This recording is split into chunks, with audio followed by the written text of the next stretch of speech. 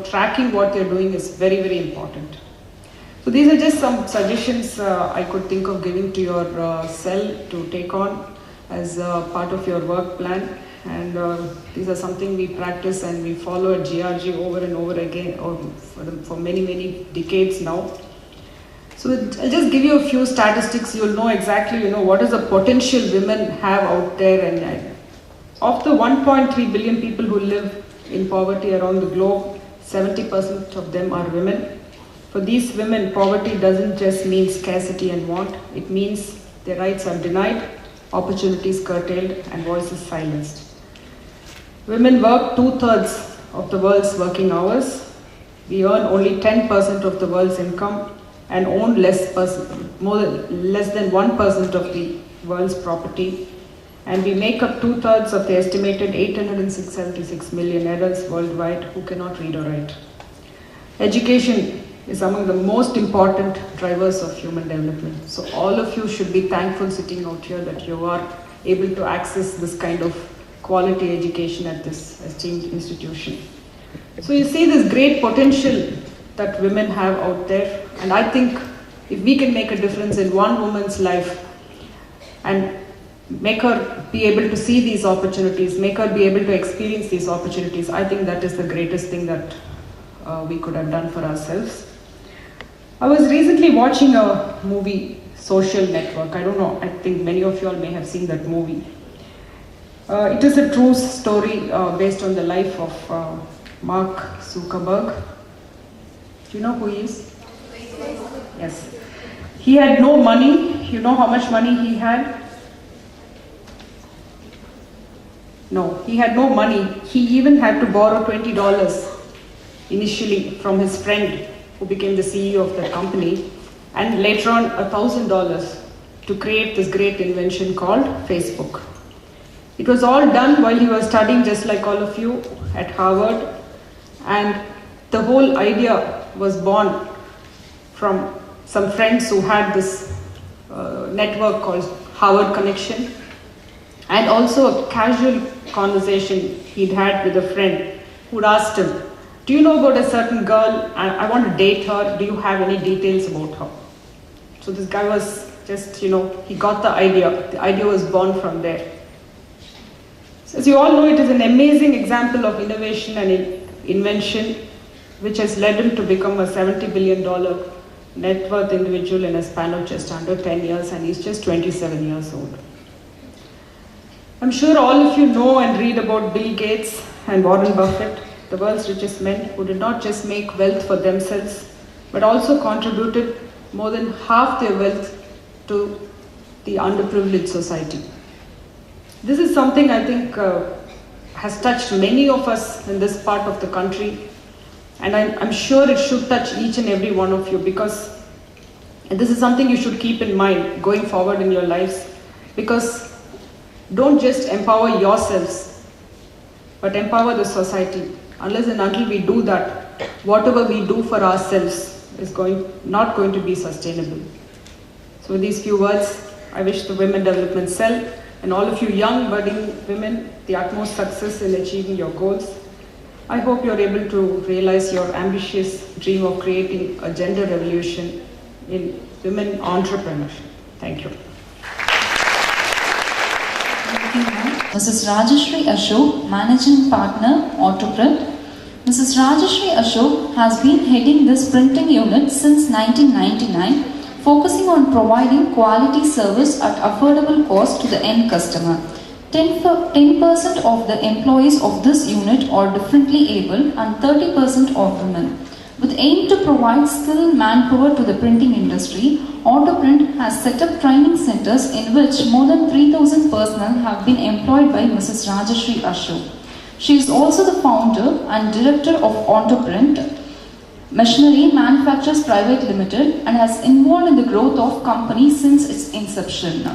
We, the women of BIT, are proud to have you here, ma'am. The dice is all yours.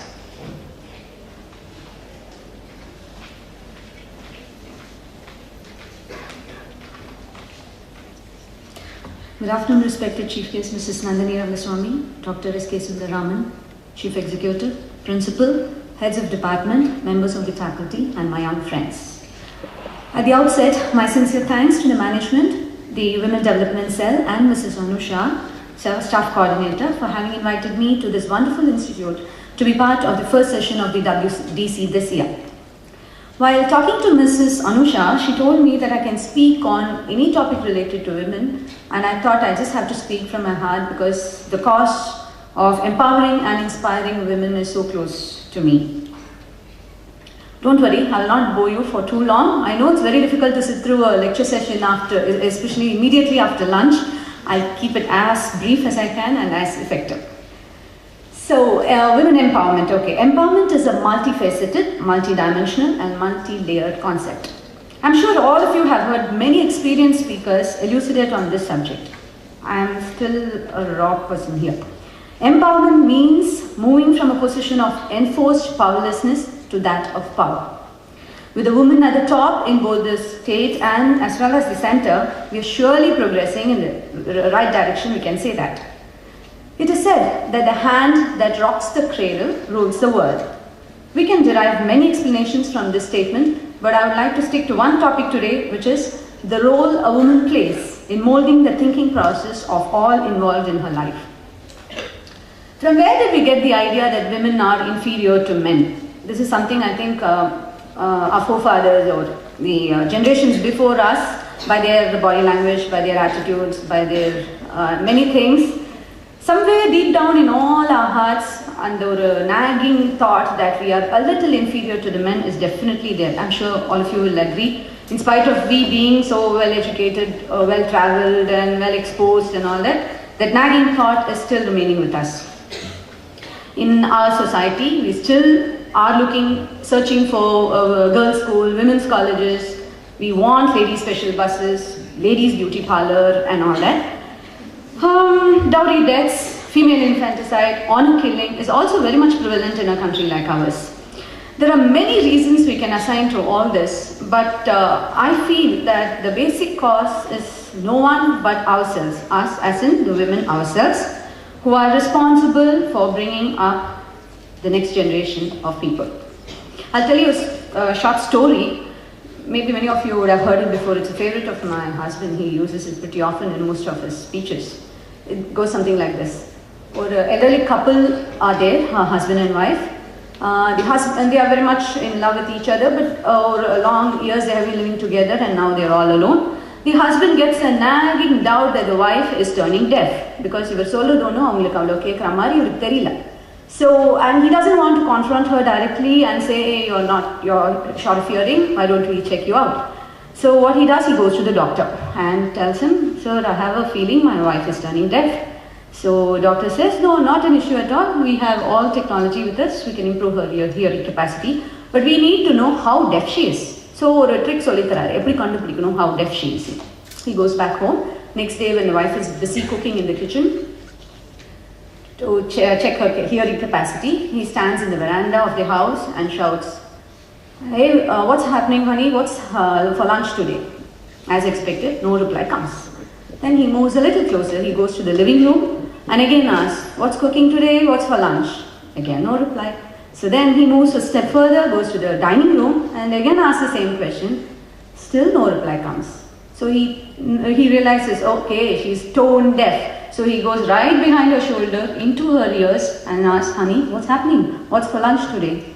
She says, oh dear, I told you 3 times it's biryani and biryani. I think you are short of hearing and you need to check with the doctor. What I mean to say is, the fault is with us, but we are trying to blame others and look for reasons to, justify. Okay. Anyway, so on leaving this institution, you will be embarking on a new chapter in your life. You are not going to be any more young adults who can be frivolous and having fun and fun only all your time. You're going to enter the society as graduates or postgraduates who are going to be responsible in molding and shaping the society. You may become engineers, entrepreneurs, lecturers, or anyone else. But remember, whatever may be your profession, you are going to be the mothers of Generation Next. And that elevates your powers and responsibilities to a very great extent.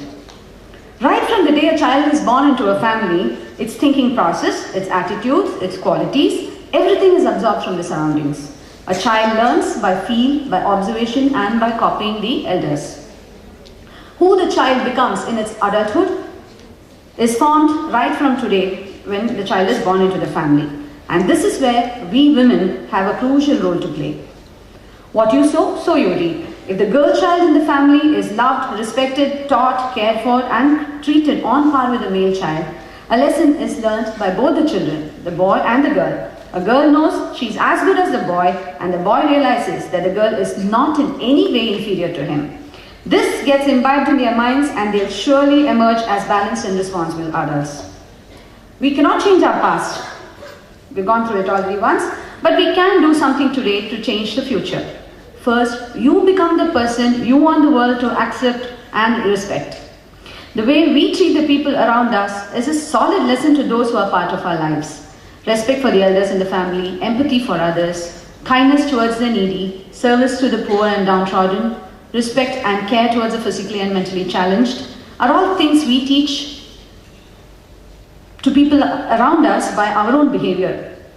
You have to walk the talk and show the way as mothers, daughters, sisters, daughters-in-law, grandmothers, and responsible members of the society. So you begin with yourself and your immediate family. And the greatest merit of the Indian woman is her adaptability. We are by nature capable of adjusting to any situation. Aspiring to do things like the Western woman is more a fad. You must copy those qualities in them which will improve your self-respect, your health, your peace of mind, your confidence, and your well-being only. Don't hate the West because you think only that will gain you respect in the society. No, it's not true. True love and genuine respect do not come from the clothes you wear, the jewels you possess, the cars you drive, the place you visit, or from where you come. Respect is earned, not bought or inherited. It comes from what you do and what you are. Times have changed. It is certainly not like it was when I was your age. I have studied in Mrs. Nandini's college, and those days the only thing we were asked to study because the moment you finish your graduation, you're married off. That's it. Had no ambition. I mean, I don't think I even ever thought of what I'm going to do with myself. Me being the first grandchild in both sides of my family, I was told the moment you turn 20, you'll be married off. And as promised, I got married. And I took on life as it came. Like, probably we were young enough to adapt to a new lifestyle, and probably because I was brought up in a joint family, adjustment and challenges and everything was a little easy. I mean, you're quite used to handling many people in the family, so handling a new business, absolutely new venture. Both of us, my husband and myself, are totally new to the field. And we took on from there. It's not like that for all of you anymore. Today, the role of a woman is significantly much higher than it was before. Dual income has become the need of the hour, and this is what all of you sitting here are preparing yourselves for. All of you are getting technically qualified, so that in future, in case the need arises, you can become financially independent or financially supported, right? But always remember one thing: money and other materialistic possessions are acquired to make life more comfortable. As long as they remain your slaves, you are happy. Once you become their slaves, your life becomes really messy. Every single one of us ultimately want to be happy. That's the ultimate result of all the efforts we put in our life. But happiness comes from within you. Stop comparing yourself with someone else. You are your own. Set your own standards and try to excel yourself. Don't do what somebody else is doing or because somebody else shows the way. You do what you are convinced with and keep progressing in your own path. You are unique. There is no one like you. Be honest to yourself and love yourself, because unless you are happy and content, you cannot do anything for others. I can confidently say I'm a very happy woman today because, as your director and Mrs. Nandini were mentioning, I've learned to balance my life. I spend my time effectively and consciously with my family, doing the duties as a wife, as a mother, as a daughter-in-law, as a sister-in-law, as a daughter, what else. And with my friends, I play with them and stand up for them when their need arises. In the society, doing my bit of supporting the needy and underprivileged. in my work, being a provider, mentor, colleague and co-worker for my team, and of course with myself. In spirituality, I sing and I meditate. I feel wholesome and complete. All of you can achieve that. You first need to believe in yourself and work towards it. In today's world, men and women have to work together. No one is superior, no one is inferior. Together, we shall take this country forward. Just remember, you are as good as anyone else in the world. First, you must be convinced of this. Empower yourself today and take on life with confidence, courage, and above all, live to be happy. Nothing in the world is worthwhile except love and happiness. Wishing all of you a very successful, happy, and enjoyable life ahead. Thank you. Thank you, ma'am, for your inspiring and informative talk. Gratitude goes beyond the mind and time and claims the truth that all of life is pure gift. As a token of our love and respect, we now request our beloved director, Dr. S.K. Sundararaman, to present the memento and shawl to our Honorable Chief Guest, Mrs. Nandini Rangasamy, Secretary, GRG Trust.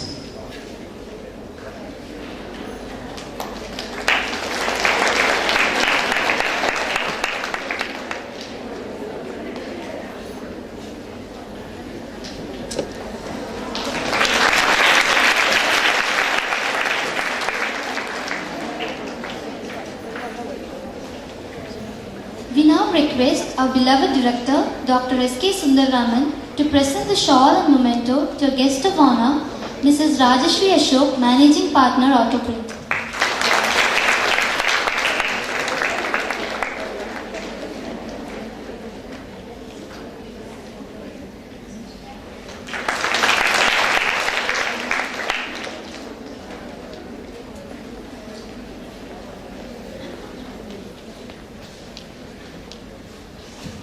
Thank you, sir. We now call upon Ms. R. Jayalakshmi, Secretary, Women Development Cell, to propose the vote of thanks.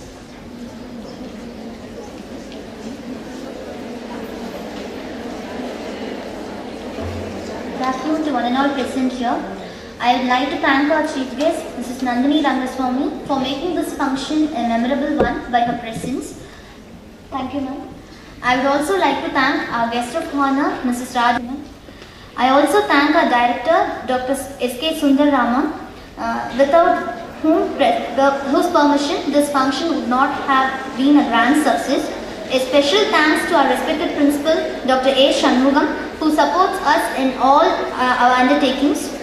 I'd fail in my duty if I didn't thank our WDC coordinator, Mrs. G. Anusha, who is the kingpin behind all our activities. And also, I thank the other faculty members for their consistent support. Finally, I thank all my student friends and volunteers who helped me a lot and made this function a grand success. Thank you all.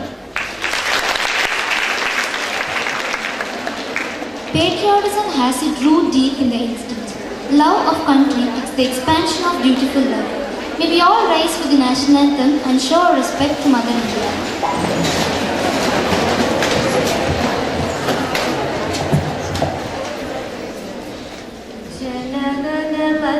अधिनायक जय हे भारत भाग्य विधाता पंजाब सिंध गुजरात मराठा द्राविड उत्कल गंगा विंध्य हिमाचल यमुना